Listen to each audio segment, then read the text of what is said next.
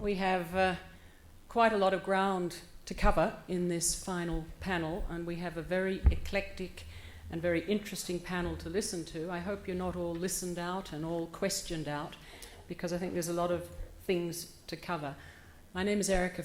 I'm actually the chair of this panel. I'm not a panel member, as you may have been misinformed earlier on in this session, or this morning's session.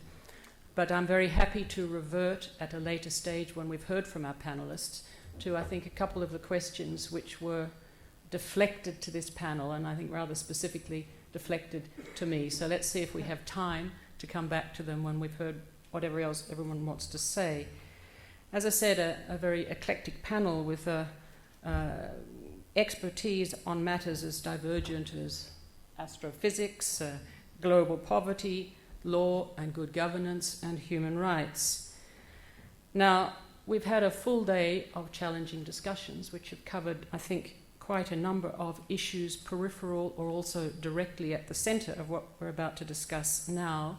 And in reflecting on best how I may open this panel, I thought it might actually be helpful to put back into consideration some of the sound bites from some of the discussions we've had to this point, because they have a particular relevance, I believe. I've chosen them admittedly selectively, and I've chosen them non-attributively, in a random order, not in the order that they may have been made in the course of discussions, and with a bit of paraphrasing. So I apologise to anybody present who may have said things which I have misinterpreted or not reflected in the way you would have liked to have been reflected. So, what sort of things have we heard this morning which might be relevant to what we're about to hear? It was said that when it comes to global or regional, we don't have the luxury of choice. Prosperity, we were told, is multidimensional. It's as much about well-being as it is about wealth. There was discussion about being empowered by modern technologies, society being empowered by modern technologies and social media. Individuals and corporations can now influence the world in ways that were traditionally the monopoly of governments. We are confronted more and more by problems without passports. We were reminded we are dealing with dissolving borders. Governments are elected to lead in this capacity, in this environment, not to function only as elected officials. We heard that we're internationalist, Australia, in terms of our values. Australia, we were told, has a proud history of shaping international agreements. We stand for and will fight for the rule of law, democracy and human rights, doing our part to make the world a better place. I don't say I necessarily agree with all of these assertions that were put forward or descriptions that were given about who we are, but certainly I agree with them as who we should be. We're also told we cannot ask others what we are not prepared to do ourselves, and that good foreign policy begins at home.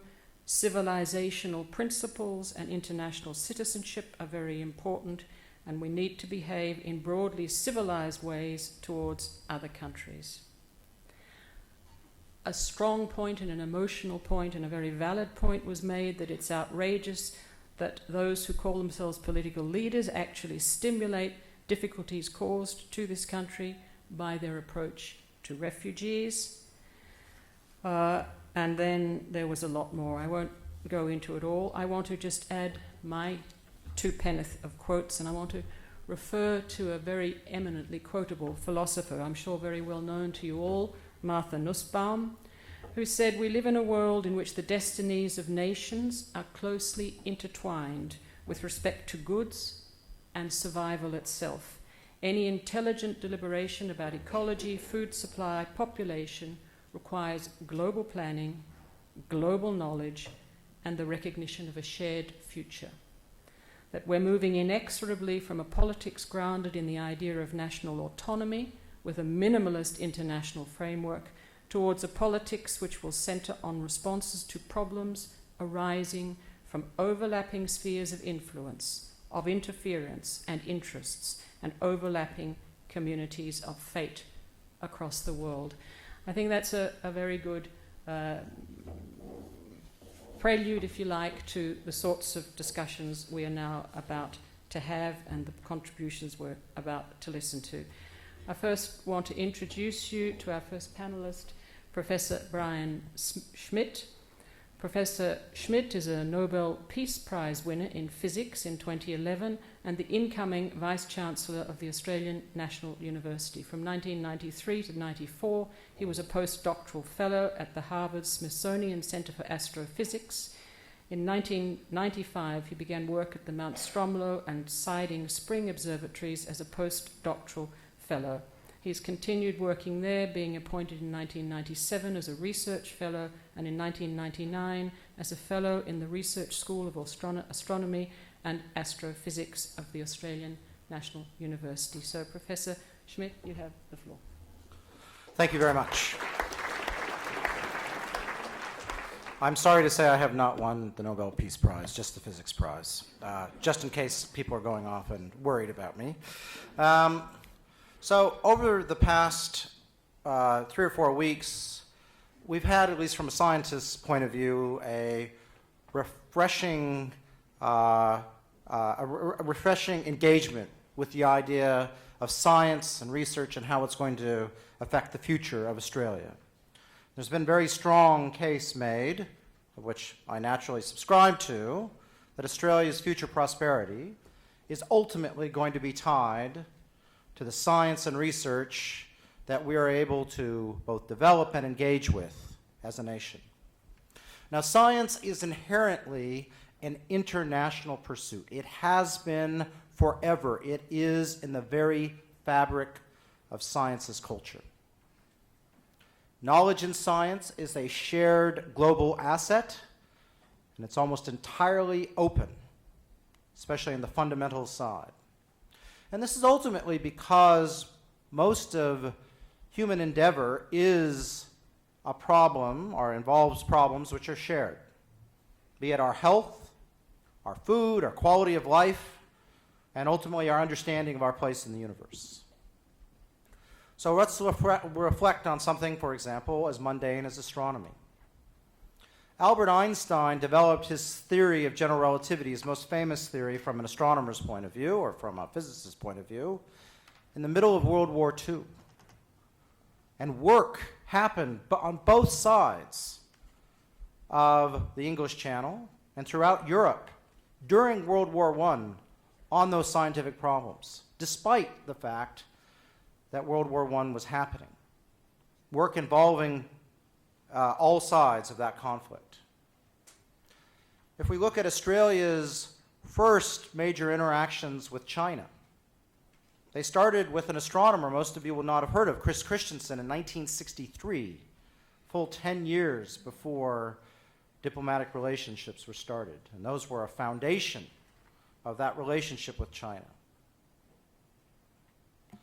We're facing, as just described by Senator Ludlam, a major problem of sustainability, of how the Earth is going to carry the 7.3, soon to be 8, then 9, possibly 10 billion people, all who want to have lives like the prosperous lives we have in Australia. Technology is going to be needed to solve those problems, but humanity is going to be needed. That is how humans interact with each other, how to share that knowledge and use it for the betterment of all of ourselves. I'm not sure if I agree with my future boss, Gareth Evans, that there is no imminent risk due to climate change. It may not be in the next 20 years, but over 50 to 100 years, I think there must be risk if we substantially alter the world, the globe which we reside on. As an economic driver, international teams are very important because knowledge is held in places and nations around the world by individuals. Individuals are able to share. So, again, on a science thing, my Nobel team involved people on 5 continents, which I was the only one on Australia.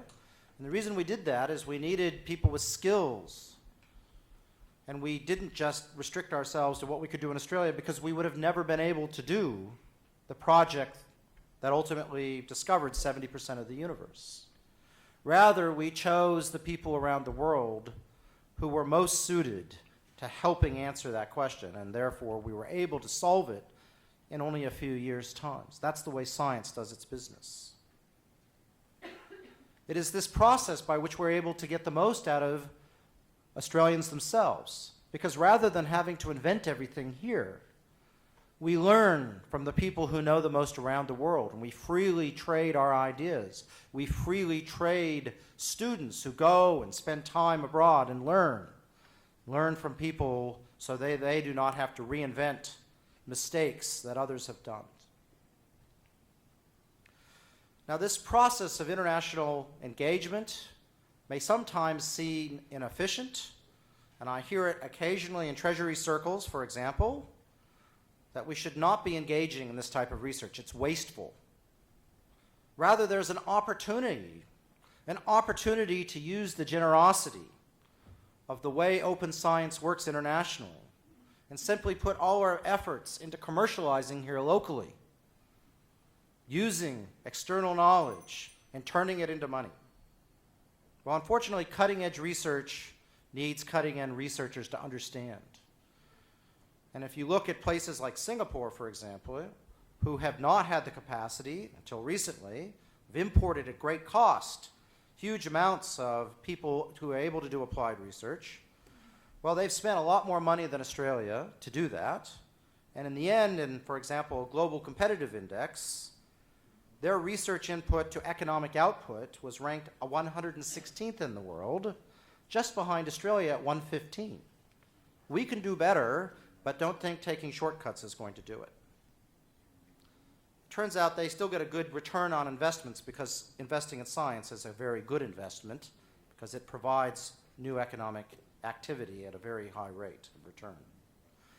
In the end, if we want to quickly drive innovation, we need to do it as collaboratively as possible on an international stage. If we want to help solve the world's major problems as quickly as possible, we need to do it cooperatively. And in the end, science is the way that we can turn to when all else fails. It's the way that goes beyond diplomatic bridges. And I'll give you a final example. That in the middle of the Ukraine crisis last year, when we were at an interesting diplomatic impasse, there was a problem in the space station, and the American astronauts had to instantly go to the Soviet side of the space station. That happened without incident in the middle of the crisis down here on Earth. And that's the way science has been, and hopefully always will be. Thank you very much, Brian.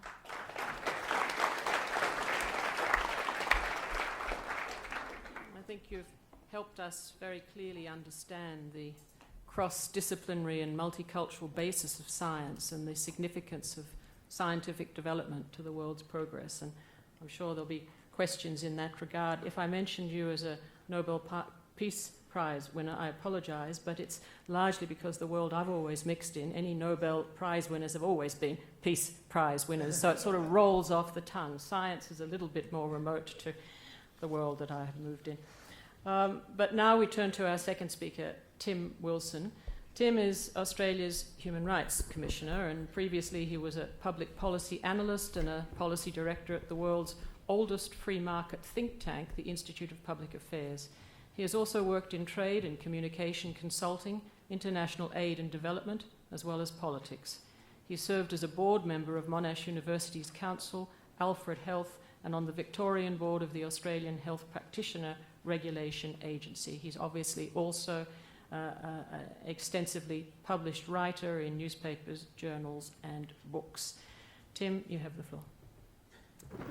Well, thank you very much for that kind introduction. It comes from my official biography, and I wrote it myself. Today I was asked to give a sort of overview of whether freedom is under pressure globally in the context of the theme of the conference, and is, of course, a very big subject matter for which I will try and do as much justice as I can. But the short answer is Freedom and rights are always under threat, always facing significant challenges across the world. It is a constant theme as part of the human race's evolution. And there are, of course, known frontiers and new frontiers that are constantly emerging and different issues that occur in different places. But I am an eternal optimist. Firstly, because I think that technology, I agree with Professor Schmidt, is in many ways a solution to many of our problems, including in the pursuit of human endeavour for people to be able to live their lives as freely as possible and realise their maximum individual potential.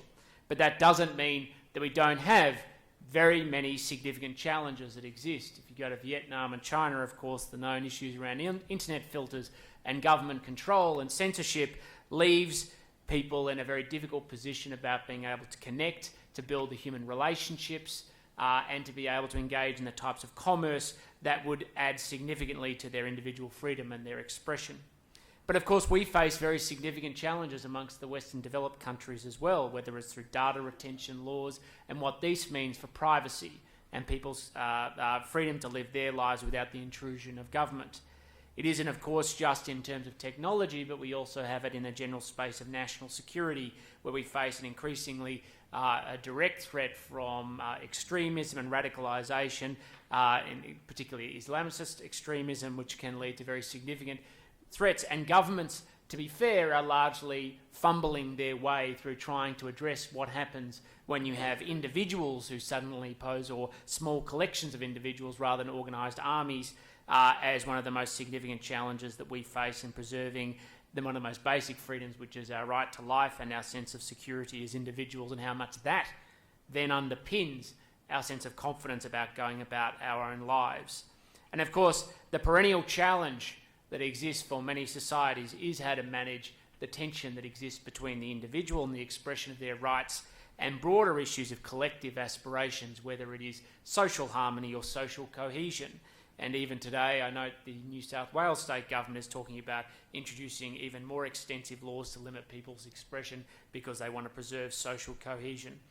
This is not something that's unique to us and our country. It's a problem that's being faced all across the world, where its existing standards on the exercise of basic liberties is now being deemed as inefficient or insufficient, and as a consequence, governments are seeking to use the instrument of law to extend further into regulating people's behaviours. And the question is, how much longer can they keep going before, of course, they end up violating people's liberties themselves? But I'm also a great optimist for the future of freedom around the world because of what we saw in most recent years, particularly as a result of resisting the temptation to go down a path of economic protectionism after the global financial crisis, which of course we've seen far too many times before. Countries, when they're faced with serious economic crises, have resorted to protectionism and tried to suppress economic freedom because they think somehow it will advance their own interests. And of course, we know that leads to potentially almost the point of trade war. We resisted that temptation. And in fact, since that time, and a very challenging time for the world, countries have actually looked at new avenues to increase global integration, which is only going to be good for the promotion of economic freedom and trade and commerce. And of course, we see it not just through bilateral trade agreements, but now in the absence of a strong and effective World Trade Organization, engagement through the Trade-Pacific Partnership as one of many regional trade agreements. And of course, the more you achieve economic freedom, the more you advance human rights itself, particularly when you look at many of the issues that exist around the advancement of civil rights and the improvement of human welfare. There is always a deeply close connection to advancement of human development and human rights and economic freedom. Of course, one of the biggest challenges we face, and I'm more of a pessimist in this category, is in the space of how we deal with the volume of refugees around the world. We do, of course, have our own local challenges, of which we are all acutely aware, and the efforts that governments go to secure their borders, but equally in the process to maintain public confidence in lawful migration, as well as people who seek to arrive as asylum seekers or refugees. Because and the Australian experience bears this out very clearly, if the perception is that we do not have security of our borders, then public confidence in accepting people through lots of different means diminishes. And if you look at what has been occurring in many other countries, obviously with recent experiments in Europe, there is a tension between how many people you accept, how you address and respond to international challenges while maintaining a degree of social cohesion and absorption of large numbers of people who may come from different cultures in the pursuit of making sure we can protect them from persecution. But I have to say, one of the areas which concerns me greatest is in the world of social freedom. If you look across the world, the global frontier of human rights and freedoms is in the space of protecting people on the basis of their gender or their sexual orientation, partly because these issues in many cultures are still taboo, because of issues around culture or religion where people are stigmatised or demonised or placed in a second-order picking in society because of pre-existing attitudes. And it ranges across the world, both globally and within our region. You just need to look at the horrific crimes, for example, that are committed against women or some other religious minorities, and in fact Muslims themselves, by groups like ISIS or Daesh. You look at the existing laws. This is not some sort of vigilante group or rogue political movement in places like Saudi Arabia and how they or Iran, where they deliberately persecute minorities, particularly homosexuals, in often the most deliberately brutal way possible.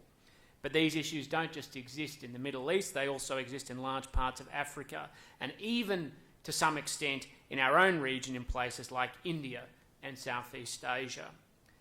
We are seeing some movement from other countries, such as the United States, in this space. We, of course, have made our own efforts as a nation by promoting an ambassador for women and girls to deal with the issues that affect gender identity, particularly in the Pacific region.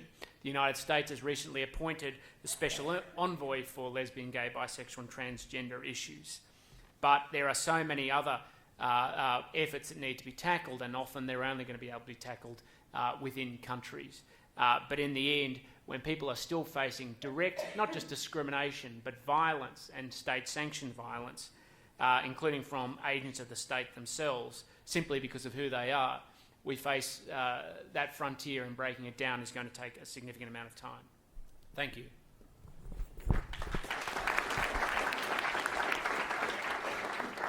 Thank you very much, Tim. I think you made a number of points that we will come back to, and I'm sure you'll have more time during the questions to pick up more of the things you wanted to say. We now turn to the third speaker, Dr. Sara Davies, Associate Professor, Centre for Governance and Public Policy, School of Government and International Relations at Griffith University. She is also an Adjunct Associate Professor, School of Social Sciences, Monash University. Sara, you have the floor. Thank you. I'd like to sincerely thank Melissa and everyone at AIIA for this wonderful event, and I'd particularly also like to acknowledge my sincere appreciation of being on the same panel being chaired by Erika, whose career I have an immense awe of. So I've been asked today to talk about global health issues that are of particular relevance to Australian foreign policy. And what I'd like to start off with is the World Health Organization reporting on the weekend that 28,427 cases of the Ebola virus outbreak in West Africa have been confirmed at this stage, with 11,297 deaths they believe to have been confirmed. Liberia has now reached its second week of being declared Ebola-free. Sierra Leone is still reporting low-level transmission, and in Guinea they have reported that they expect the disease will enter into its third year of being virulent, particularly across the northern provinces. We saw in the wake of the Ebola outbreak a lot of discussion about what steps the World Health Organization in particular could have done to address the outbreak or to raise international attention to the outbreak sooner. We saw the Security Council resolution in September, which came after the announcement of it being a public health threat of international concern in August. And there was a lot of discussion about the actions of states in terms of providing support to the outbreak as it started to escalate. And of course, in Australia, there was a lot of discussion about whether or not we should have contributed more assistance in forms of healthcare workers, and in particular, whether or not the government made a misstep in its actions concerning allowing people who had been already found to be refugees to come over here from West African province at the time. What I would like to talk about very briefly is the reports that are coming out from that outbreak and an attempt to sort of understand lessons learned. And one particular report has been the Dame Barbara Stocking review of the World Health Organization's response, which was released in the middle of this year. And there's also likely to be a report from a Secretary General's appointed high-level panel, Global Response to Global Health Crises, which is to be released at the end of this year. One of the things that I think is really important to note about the aftermath of that outbreak was there was a lot of criticism in particular of the poor funding of the World Health Organization, of headquarters, and its reliance to a large extent on African regional office to provide information. And this argument that started to emerge, which was that the World Health Organization's decentralized model of relying upon regional organizations to cooperate with its work is a detriment, and was a detriment, to it being able to effectively mount a response to the Ebola crisis. I think that this focus on the deficiency of WHO's regional governance structure would be a mistake. And I'd like to argue that it's a mistake because when we start to write off regional arrangements as being the enemy of good practice, we're missing out on actually regional organisations have a role to advance and to produce a lot of local adaptations of the types of international agreements that we believe are really important for effective implementation. And I'd like to point to a particular strategy that has been taking place in our region since 2005, so since the adoption of the international health regulations, which has been the Asia-Pacific Strategy for Emerging Diseases, which the Australian government was one of the sort of key partners, if you like, in its development. And I'd like to detail why I think this strategy was particularly important and why I think it needs to be further strengthened. I think what was important about this strategy was that while it relied upon the Western Pacific regional offices and the Southeast Asia regional offices of WHO in its implementation, there was a deliberate attempt to engage, particularly the Association of Southeast Asian Nations, ASEAN, into the implementation of that agreement. And we saw ASEAN +3, so Japan, China, and South Korea, regular participants in annual, sometimes twice a year meetings about what sort of technical capacities need to be developed in order to address early warning, surveillance, risk communication to the public of disease outbreaks. A number of these countries are at various levels of income, their various levels of decentralization of the healthcare services, and the provision of universal healthcare coverage. And so what was really important about these initiatives, particularly in the first 5 years, was the peer-to-peer exchange network. And I think what was particularly important about that strategy in its first 5 years was the openness to local adaptation. And two examples of this was the adaptation of the APSED to dengue response within ASEAN, and also openness about lessons learned for the spread of the enterovirus in the Mekong Basin. That doesn't mean that we've necessarily seen that this region may be prepared for the next outbreak, but I think what it could definitely be emphasised is that this region has had one of the strongest reports of compliance with core capacities to meet its international health regulation obligations. And I think it's important to acknowledge that regional organisations need not be the enemy of international organisations. I think this is important to note because, as I said, what I want to make a leap of logic here and come to my fifth point instead of going through my second, third and fourth point, which is that I think Australia can have a really important role to play in encouraging regional cooperation around a number of other areas. I noticed today that Foreign Minister Julie Bishop made a formal announcement of our bid for the Human Rights Council from 2018 to 2020. And I think one of the things that could be perhaps Australia could play a strong role in promoting more is the Human Rights to Health initiative, which was very strong in the early 2000s, and we've seen it start to come out and discussed more in the Sustainable Development Goals.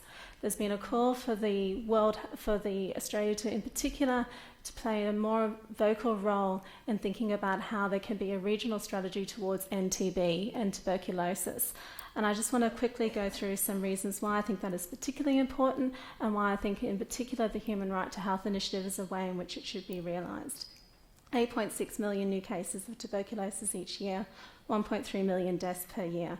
Asia has 58% of the global tuberculosis burden, but only 21% of those cases are believed to have been diagnosed and are receiving treatment. Women are the group where we're seeing, particularly in Southeast Asia, the highest number of rises of cases.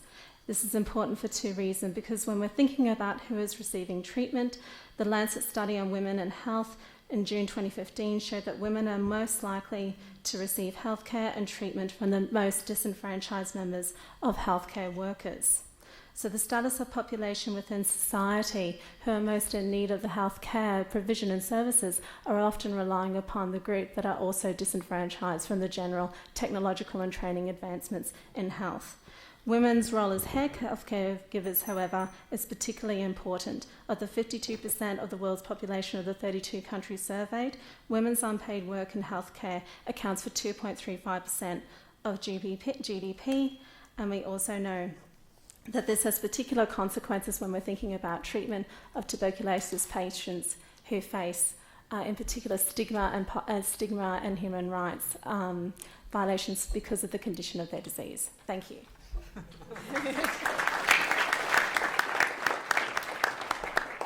Thank you, Sarah. You made it just before the little note got to you. I apologise for having to send these notes, but I'm also very conscious of the bell that's ringing in the background there. And thank you also for reverting to the theme of the conference, global or regional, and for reminding us that we can actually contribute to global issues by, in fact, promoting better regional cooperation. And I think that's quite an important conclusion to take away from this entire conference. We turn now to our final speaker, last but not least, Michael Sheldrick. Michael is the Global Policy and Advocacy Manager at the Global Policy Poverty Project in New York. Serving as the organization's main representative to the United Nations, Michael also oversees the policy directions of the Global Citizen Festival. He's met many people, worked with world leaders and philanthropists from around the world, and I'm sure we're going to enjoy what we're about to hear. The floor is yours, Michael. Thank you, and thanks for having me. And can I just say it's a pleasure to be back at the Australian Institute of International Affairs. It wasn't that long ago, actually. I see John Goodlad here, president of the West Australian branch, and it wasn't that long ago, actually, that I was the inaugural recipient of the travel and study bursary, which actually allowed me to go to India and participate in a remarkable program around polio eradication. So it's a pleasure to be back, and I just want to pay tribute to that bursary, because I think it's incredibly important. And as we engage more with our region and we speak about the Asian century, it's important that we increase the literacy of our younger students. And so, I know many of you contribute your own personal finances to that, so just say it's greatly appreciated, and please keep it up. Living in New York for the last couple of years, it's interesting, I've kind of walked away with an opinion that actually, I think often the world takes Australia more seriously than what Australians often take us seriously. I think it's kind of amusing that, you walk away and from UN conferences and people will be genuinely interested in what Australia has to say. And when I come back and I tell people, and especially when I go back to Perth, I see people raising their eyebrows and they're like, really? Do people really care what Australians have to say? And I guess, that's what irks me when I hear these comments and these phrases like Australia punching above our weight and old colonialisms like that. The reality is I think often we don't realise that actually what we do say here in Australia actually matters. And I think, we need to appreciate that, and we need to appreciate that actually when we say things like, are we punching above our weight, or we are, we're actually referring back to an outdated view of Australia, I think. This colonial backwater back in the 1940s when we had one ambassador, and that was to United Kingdom, who told us how we should dictate our foreign policy. The reality is if you follow that view, then you must have very low expectations of what Australia should be doing in the world. And therefore you let complacency, laziness, and even concede leadership about what we should be doing. One of the things which I've absolutely loved about Julie Bishop since she's become foreign minister, she was asked, she said, what do you think of Australia as a middle power? And she said, middle of what? On any measure, we are a top 20 nation. And, I was delighted, and I won't say who I'd heard this from, but it was a reputable source, and apparently when Julie Bishop was recently going to UNGA 2 weeks after the change in leadership, she was told by the Prime Minister, by all means say we're a top 20 nation, but just so you know, I want us to be a top 10 nation. I mean, I think that's great. We need to be aspirational. We're a great nation, and we need to remember that, and we need to remember where we're heading, and it's certainly upwards. And I think, you know, when we realize that, and we realize that actually we're a serious player on the world stage, we need to understand that actually there's expectations. And the real question is not whether we're punching above our weight or below it, but are we acting commensurate with actually what a top 20 nation should be? And I think on certain avenues we are. I think our engagement with the UN, I think, you know, we've got an incredible small mission in New York, but an incredible one, incredibly talented succession of ambassadors. And I think, you know, it's important we engage with the UN. I mean, I think, you know, Tim spoke a lot about freedoms and human rights. And Australia, and it doesn't get necessarily top marks across all boards, but on the whole, you know, it is a beacon of good values. And I think we can't take it for granted. The UN, it's a 70th anniversary. We can't take it for granted that it will exist being a top multilateral forum. You know, and I think we only have to have a look at the most two recent presidents of the UN General Assembly. John Ash, 2 years ago. Recently, in the last couple of weeks, it's emerged he was paid over $1 million in bribery. The most recent past president was the foreign minister of Uganda, who, you know, I can't even understand how he ended up as the president, given he was the proponent of the very draconian anti-homosexual legislation in Uganda. And, you know, there's Australia pushing on the Human Rights Council. And I think, you know, it's important that we recognize that actually we need to stay engaged, because otherwise the UN is at risk of becoming just a big NGO, and not a very good one at that. So, you know, whenever people downgrade the UN, should we be focusing? I think we do, and it's great as well that we're also engaging in issues like gender with our diplomacy.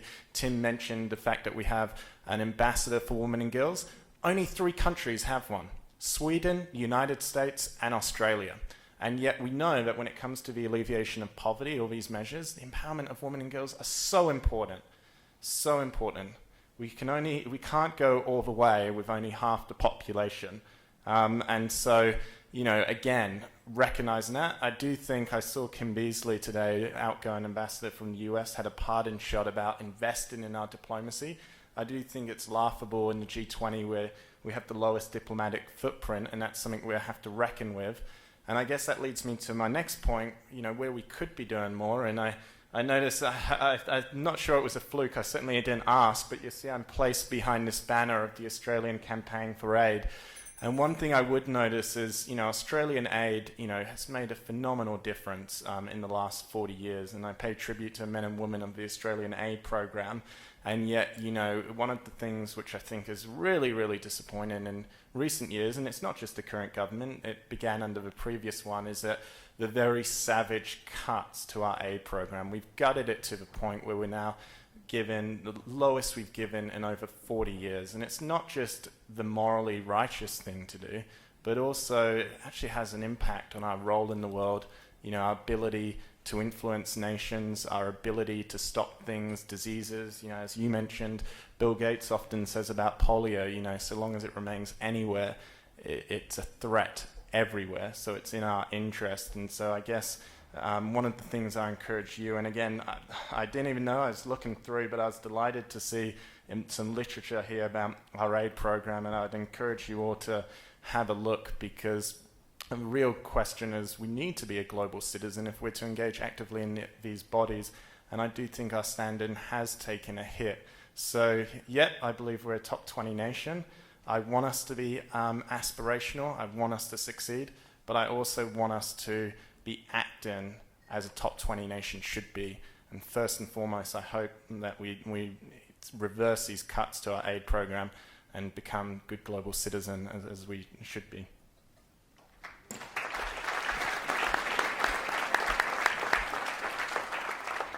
Well, thank you very much, Michael, for such an uplifting and a positive contribution to this panel, and for reminding us that we shouldn't underestimate the capacity of Australia to influence affairs, but then if we don't underestimate, we also have to live up to the responsibility that we have with this capacity and provide a positive input, not serve as a bad example, or to serve in a different way, as Michael put it, as a beacon of good values. Some of us might have some comments on that, and perhaps I should refrain from exceeding my capacity as the chair and ask for comments of the audience at this point in time, questions, observations about what the panellists have said and about the potential role of Australia really to serve as a good example, a beacon of good values, to use Michael's words. Are we doing that? Have we done it across the field in all areas, or are there areas where we've been found wanting? What recommendations would you as the audience like to make on that score? So the floor is yours. Please. I see over there somebody. First question. I'll take 3 questions to follow the good practice of past panels. So I take one there. I take one here. Anyone from this side at this moment? No, I think there was a third at the back there. That's right. So there's 1, 2, 3. Just very brief from the Ambassador of Argentina. I want just to make a point that in Latin America, in several of the foreign ministries, including the one in Argentina, we don't have ambassadors for women. We have branches in the foreign ministry devoted to women. We have ministers for women, and that is reflected in the number of presidents that we have in Latin America who are women.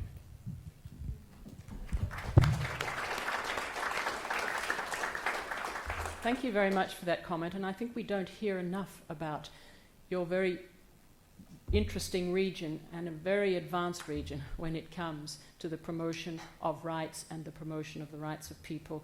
So it was good to have that contribution. Thank you. Now we had the speaker was over there. Caitlin Figueredo from World Vision's Youth Organisation. My question is for Michael. Just in regards to Australia being obviously a good global citizen after we've signed on to the Sustainable Development Goals, I was in the masterclass yesterday about aid and development, and we were looking at the goals and how they're ranked and to see if we will be able to achieve the goals by 2030, and unfortunately it looks like most of them won't be. And due to the severe cuts of our aid program to now 0.22% GNI, which is completely offset from the 0.7, what do you think is the biggest obstacles that we face, and should Australia not only just focus on the Indo-Pacific region, but should we focus again more to like Africa, because that's obviously one of the hardest regions that have been hit, and it's completely off track to reaching any of the goals? Thank you for that question. We'll come back to it. We'll take the third comment or question first. It was here. I think it was me, possibly. Oh, well, doesn't matter. We'll take you and then we'll take you. Okay. Jenny Conley. I'm Executive Director of the Australian Advanced Manufacturing Council, and I had a question for Professor Schmidt regarding he's very articulately described Australia's advances in science and research and the capacity that has to improve the world and improve Australia's, he mentioned prosperity, and I think it's obvious that it has social and other benefits. My question is, what is holding us back from, there's a lot of evidence that we don't commercialise a lot of that world-class research, and I wondered if there is, if you could tell us what is holding us back from that commercialisation.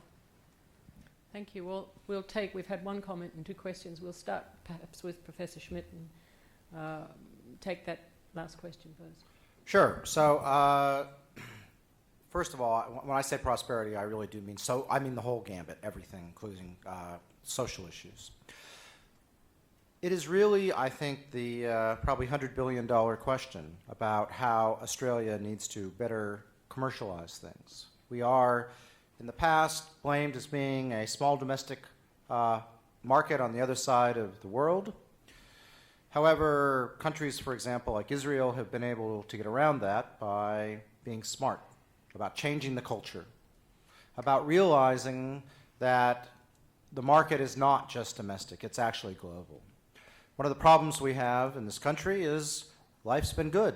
We've risen to be one of the most prosperous, richest nations doing very little because we have been given huge amounts of natural resources. But we can see that those are probably going to end quite the largesse that they've given us over the past several decades. And so we're going to actually have to fight and compete for what we get in the future. So I think countries like Israel give us a good example of what you can do when you put your mind to it. You invest a lot of your GDP in R&D. So Israel is almost 5%. We're just under 2, probably now, depending on the number. We haven't actually paid to have the number done since 2011, unfortunately, so we'll get a new number out this year. But it's not changing culture, changing the way universities interact with companies, changing how companies themselves interact with R&D. That has to be on the menu of changes. It's not easy, and I think we need to put a huge amount of effort into figuring out and maybe even experimenting with what works in this country. I don't think there's a single magic bullet, but I'm glad to see that the government is focusing on saying, actually, we do need to put a lot of work in this, and I'm looking forward to being part of that conversation, which I see is really ramping up right now. But no magic bullets, I'm afraid. Thank you. Michael, I think a question was directed to you. Yeah, and thanks for that question from World Vision's youth delegate over there. What I would say, just so you guys all have context, I'm not sure if you're familiar, some of you probably will be, but with the Sustainable Development Goals, Millennium Development Goals, of course, agreed in 2000, had this objective to halve the number of people living in extreme poverty by 2015. The SDGs, as they're called, Sustainable Development Goals, recently agreed about 3 weeks ago in New York, chart a course to end extreme poverty by 2030. And to your question on the value of aid, look, I think sometimes, we need to be careful in our advocacy for aid, because I think sometimes we can actually do a disservice to the value of aid when we I guess, claim more credit for aid than what it's actually done. Yes, aid does contribute to poverty reduction, but we shouldn't forget that actually a lot of the large downplay in poverty reduction itself over the last 15 years, I think it would be naive to say that aid contributed to the majority of that, because a lot of it was driven by trade and the rise in kind of the middle classes in India, in China, and much of East Asia driving that. And I think, that may largely be true in Australia as a contributor to, free trade. It's important to drive down poverty. But where aid is important and where it plays an absolutely crucial role is on other measures which may not be covered by economic growth. Just because you get economic growth does not necessarily translate into improved health conditions. And one of the real success stories of the last 25 years is really what we've seen in the decline by 50% in the child mortality rate. This is despite the fact that the population has increased at the same trend.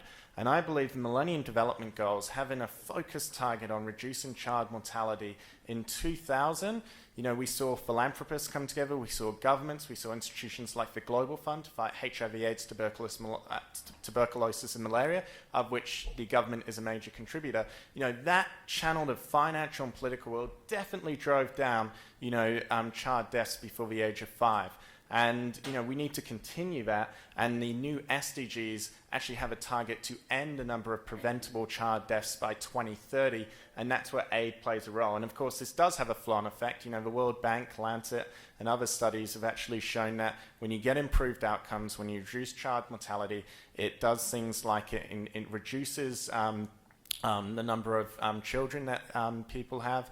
It actually has a flow-on effect to economic growth and development, and this is why aid's important, and that's why we should be contributing our fair share.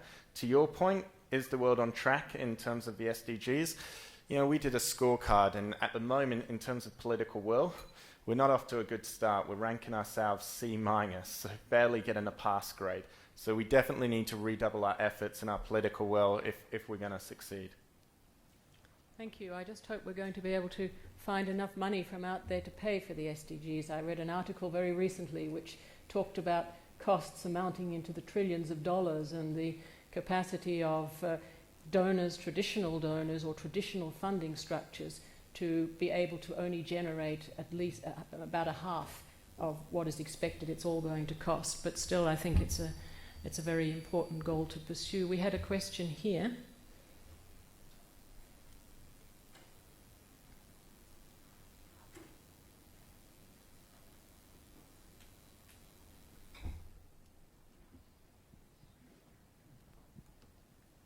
Hi, my name is Sara Hayward. I'm a student at the ANU. My question was to Michael, but also I'd be interested in hearing Mr. Wilson's perspective on this. Australia is a nation of immigrants. Our two most economically successful periods were in the mid to late 1800s and the last 25 years, which coincidentally were the two periods where we've had the highest numbers of immigrants come to Australia. I was wondering if the panel thinks immigration could be the key to helping Australia become that top 10 nation. Thank you. Thank you. We'll come back to that question. We have two over here, the gentleman with the beard and then...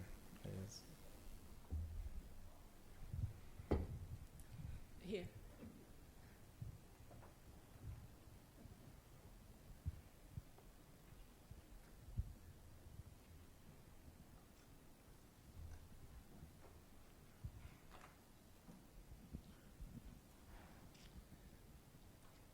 Hi, my name's David and I'm a student at Griffith University, and as a former paramedic, health kind of holds a very special part of my heart.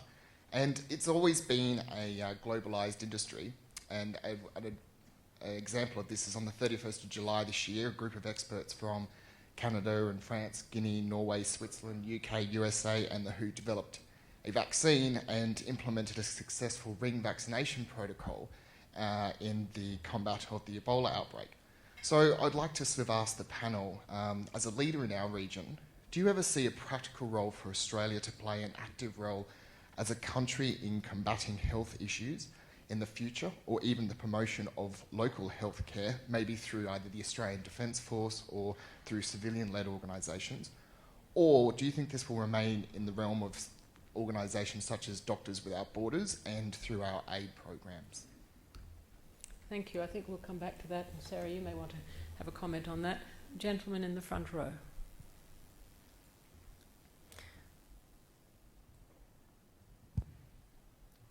In the front row.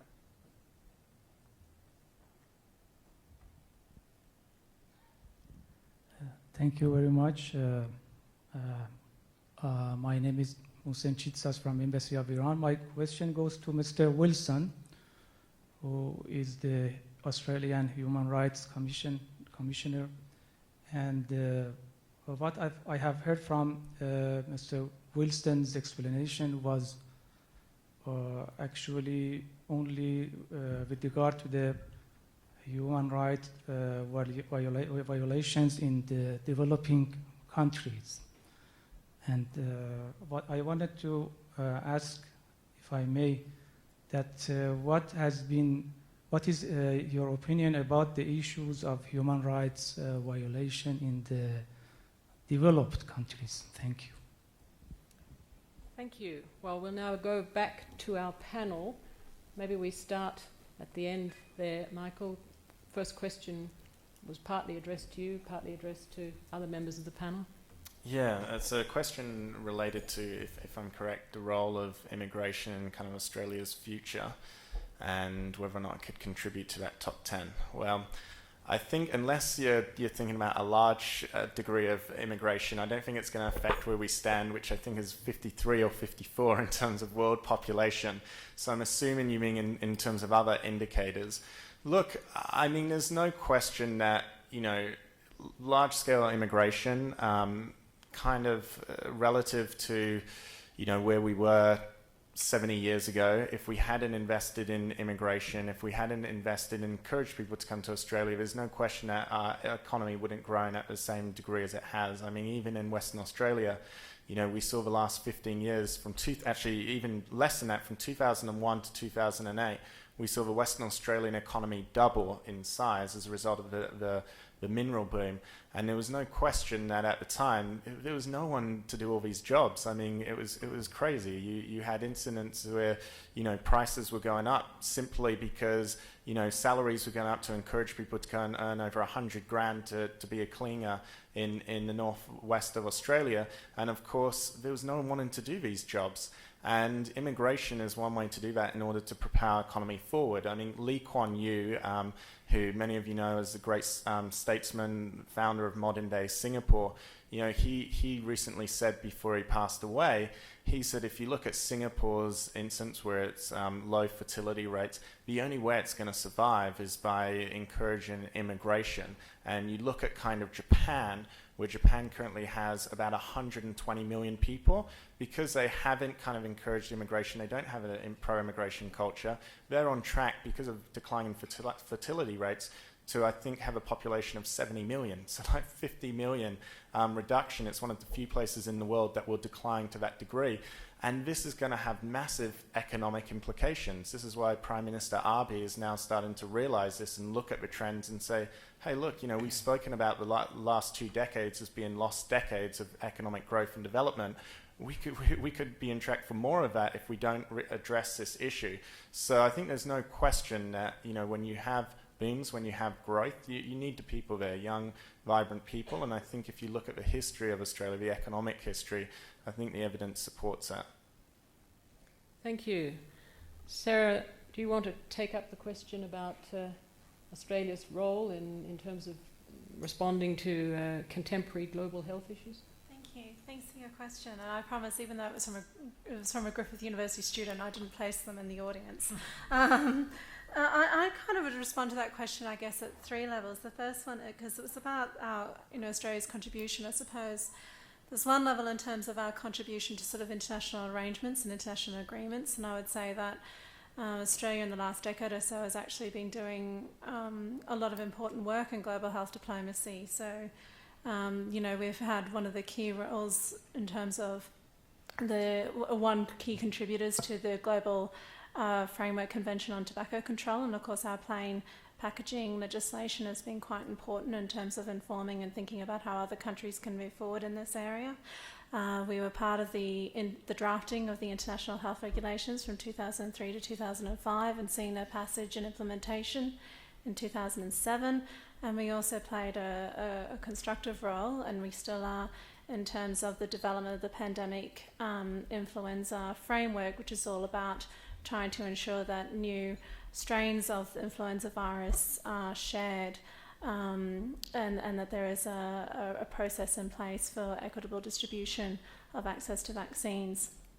In terms of what are we doing in terms of our humanitarian response and on the ground, as I said, I think there was I was one of a number who were quite bewildered by the reluctance to become involved and to assist with the response to the Ebola outbreak in West Africa and Sierra Leone and Liberia in particular.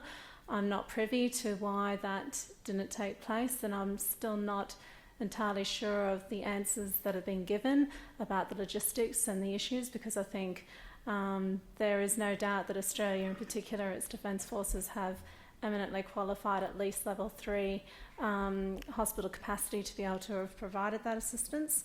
And I think it's interesting, the argument that was made earlier by Linda Jacobson about promoting a regional humanitarian assistance cooperation.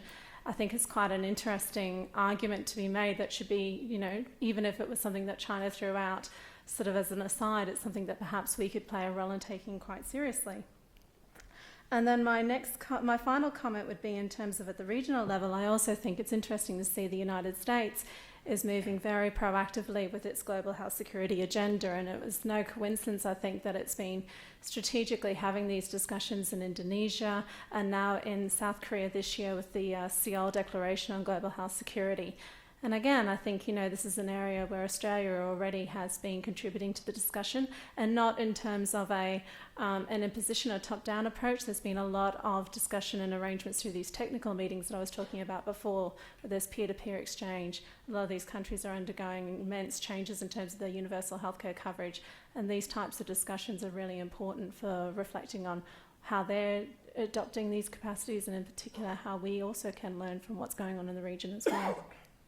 Thank you very much, Sara. I don't know if the other members of the panel want to comment. Brian, whether you have any views on this. I think it's quite an important issue. Go ahead, you go first. Do you mean specifically on the health question? I mean specifically on the health question, and then we'll come to you, Tim. You had a question specifically directed to you. And I think for the most part the comment has been well covered. I think the challenge is how we engage rather than if we engage, because of course we do engage, and particularly when you're looking at other countries in our region as well as outside of our region, it's we often deal with it in the human rights space, is how you achieve different objectives in light of the fact that sometimes you deal with significant cultural barriers that may disable or disempower your capacity to make a useful effort. And so can we do things bilaterally? Of course the answer is yes, but sometimes it's not the most effective mechanism to do something. So working through a regional fora, whether it's ASEAN, whether in some cases it might be APEC, the Commonwealth Forum, depending on the countries you're seeking to work with, you can have a much greater effect both by emboldening other champions to do certain bits of work in the policy space,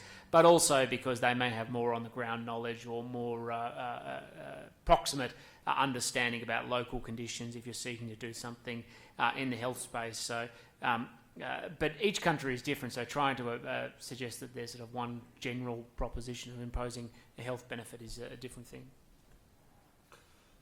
I think it's also useful just to think that we do have quite a remarkable capacity in this country in the basic research to solve some of the problems around pandemics, future health issues.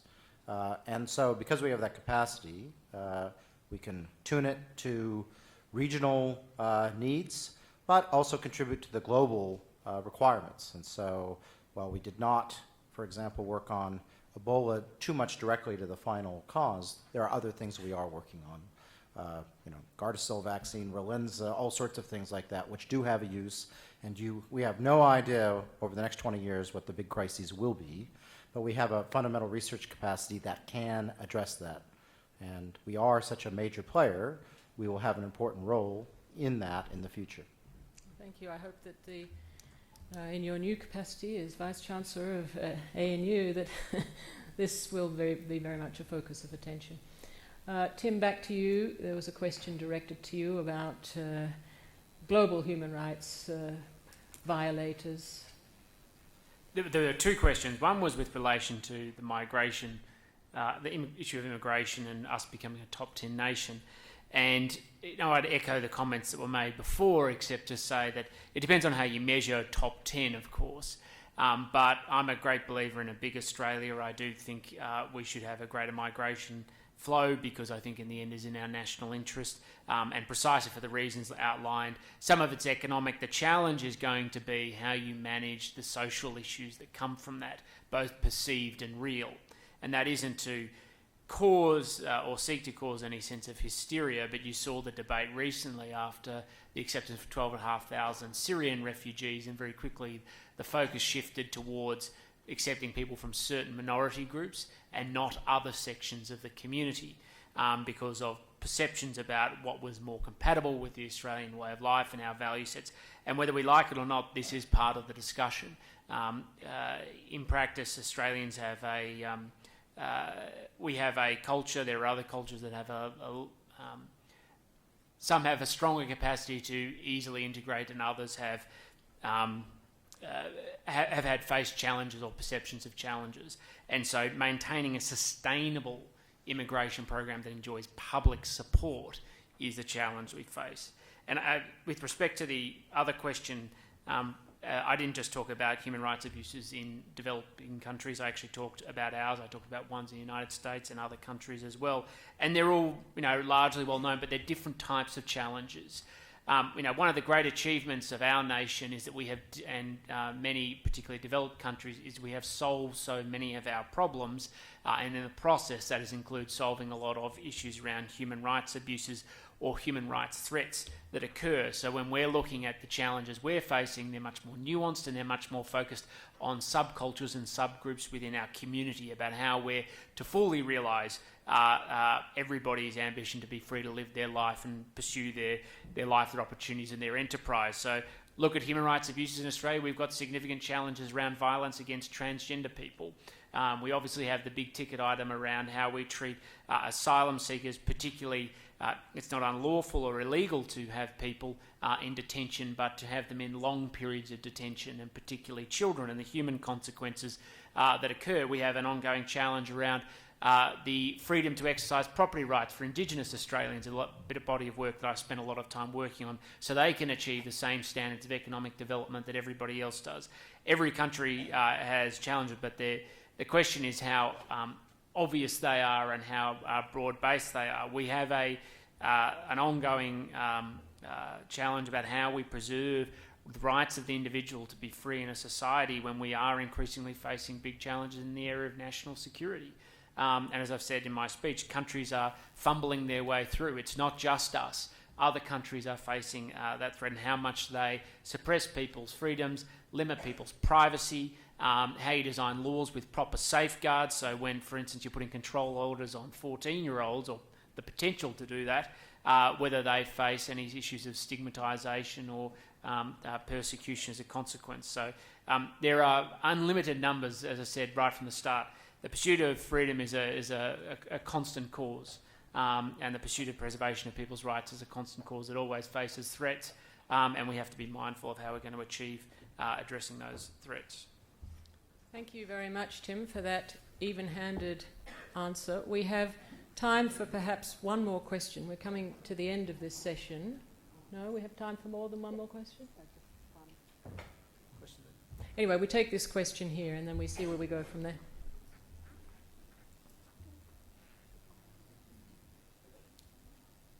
It's not on?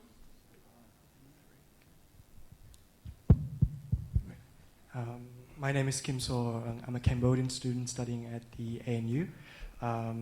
It's just first like to point out that I'm very happy that to see very prominent Australians showing care towards the prosperity of the world, and that's very inspiring from where I stand.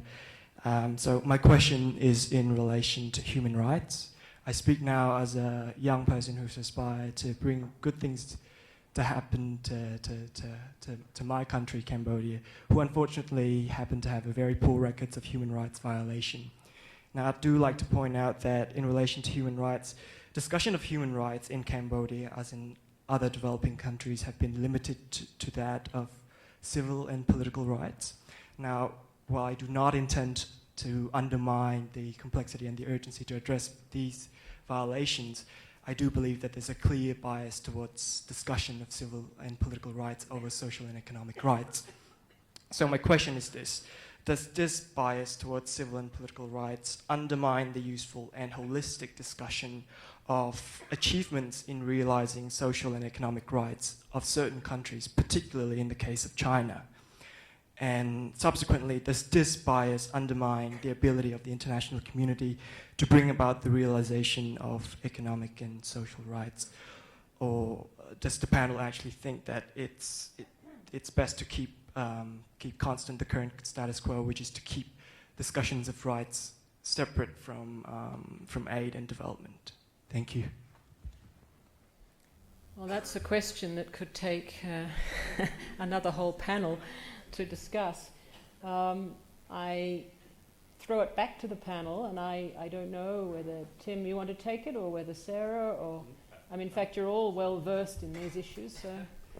We're all versed in these issues, and of course it comes down to points of emphasis, but no, I don't think focusing on civil or political rights is a bad thing at all. In fact, I think it's fundamentally essential, because when you look at a lot of the capacity to advance economic and social and cultural rights comes from a full respect of civil and political rights from the outset, and at least because civil and political rights are very much focused on issues of formal equality, particularly the idea of equality before the law and that every citizen is treated equally by government, whereas economic and social and cultural rights are often are largely about issues of substantive equality, or trying to achieve a broader sense of a quality of outcome within society, or at least an improvement on what the baseline is. If you don't actually have formal equality through the establishment of a baseline that applies to everybody, it's very difficult to then go on and improve the level of the baseline. That doesn't mean I'm saying they're not important, but I think the focus on those basic rights, and particularly because they often involve holding government to account, who are the same people you then need to advance economic and social and cultural rights, is so important. I might just add to that. I mean, the two go in tandem. I really do believe that. You know, you can have a focus on aid and development, but sooner or later, you're going to also have to recognize that without accountability, without empowerment of local civil society, holding the service deliverers, those delivering the aid and development programs, whether it be the government, whether it even be other institutions like the World Bank and others, you may not necessarily get good development outcomes that at the end of the day service the needs of the people. And you know, if I can finish on a bit of a story, I think this will illustrate more why this is more important that we focus on both of them. When the new goals were enshrined at the end of September, and you had the largest gathering of world leaders in the history of the UN come and speak and give their support to these goals, President Obama addressed the UN, and when he addressed the UN, he actually read out a letter. And the letter was written to him by a 15-year-old girl from Tanzania. And she spoke about her promise of what the world should be in 2030. And the reality is unless we can take these goals, unless we can distill it down into people's scorecards, get it down and say, how's my government doing? How are we doing about this? Unless we can give that 15-year-old girl from Tanzania the power to have that scorecard and hold her government to accountable for these goals, then my fear is that these sustainable development goals, many of which encapsulate those social, economic and cultural rights, which are important. I believe the fact that 1 billion people live in extreme poverty is a massive moral scourge that we need to address, and address it now. It shouldn't be happening in the 21st century. But unless we get that scorecard to that 15-year-old girl in Tanzania, in Nigeria, in Laos, or wherever, then we're not going to achieve these goals. So they're both important. Thank you. Are there any more pressing questions that anyone particularly wants to put at this point? I think time has virtually run out, but I feel obliged to return to an unanswered question that was put this morning, and I was told that I should just step aside from my position as chair for 2 minutes and try and give you an answer to that and then wind up this session. The question that was asked this morning was, should we be thinking about rewriting the 1951 Refugee Convention? Is it an instrument which has seen its time, an instrument which is a product of the immediate post-Second World War situation in Europe? I would give you an answer to that as a categorical no. It is not an instrument that's seen its time. It's an instrument which is badly misrepresented, wrongly misrepresented, for failing to deal with problems it was never developed to deal with in the first place. It was not written as a migration control instrument, and it's heavily criticized today because of its inability principally to respond to the migration element of a mixed asylum and migration flow. It's also an instrument which in its basics is sound. I would challenge anybody to suggest that it was no longer relevant to say that people should not be sent back to situations of persecution, refugees should not be discriminated against on grounds of race or ethnicity, that there should be an even-handed approach to allowing people to access welfare benefits absolutely fundamental for their survival in countries where they may find asylum. These are just fundamental provisions which have stood the test of time and are still in that convention. That is not to say that the convention is perfect, and I think that the answer that was given by John McCarthy this morning, and that is that the convention has probably reached a point in its history where building on it, keeping it as the bedrock of refugee protection and the basis of refugee protection principles, but nevertheless building upon it to enable some of the gaps out there to be addressed through new ways of thinking and doing. I think that's a correct way to look at the convention in today's age. And just finally on that point, I would suggest that with all that we're seeing at the moment in Europe and all that we're seeing in fact globally, including in this part of the world, suggests that we've reached probably a crossroads when it comes to the refugee protection regime. And that crossroads is both a very dramatic situation for the individuals who are caught up in it, but it is also a huge opportunity for the right-minded international community to take the refugee protection regime now further forward in positive ways. And I would suggest that the main way that can be done is that we look at the issue of burden and responsibility sharing. Who has responsibility for what and for whom? The Convention doesn't necessarily answer that, but it's clearly a very pressing issue in today's world, this issue of burden and responsibility sharing. And if anything is crying out for thinking about new ways of dealing with this, it's that issue. So I'd like to leave that with you as a point in answer to the gentleman this morning who raised that question. And now I revert back to my position as chair of this session. I want to ask you to join me in thanking the panelists very much for a very stimulating discussion. Thank you.